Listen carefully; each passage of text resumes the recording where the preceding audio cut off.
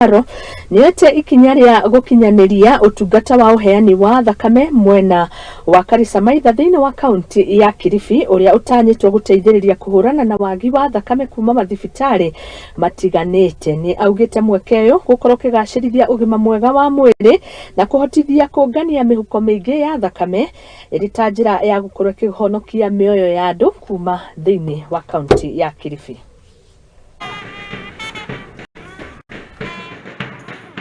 We have a regional satellite blood bank in Malindi. That facility, the fact that it's placed in Malindi, is supposed to be catering for the entire county.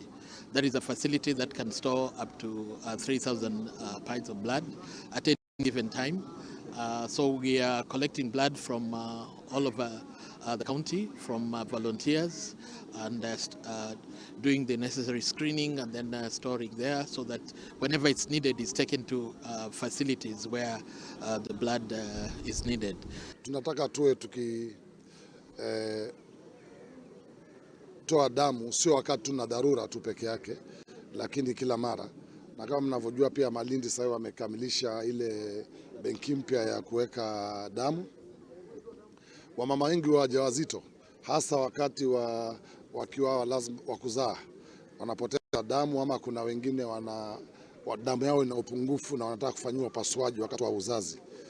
Hii yote itawekwa katika benki ya damu ya Kilifi County ili tuache desturi ya hospitali kila mara lazima uambiwe kalete mtu wako alete damu.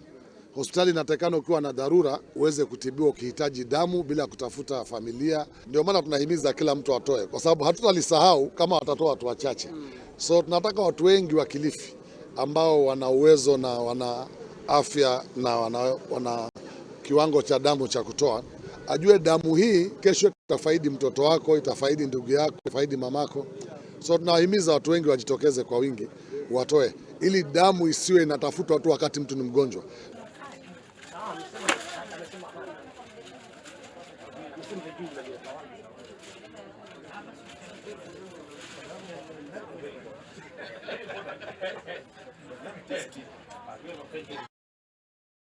Na riu tukwamba guikiria ro hanini.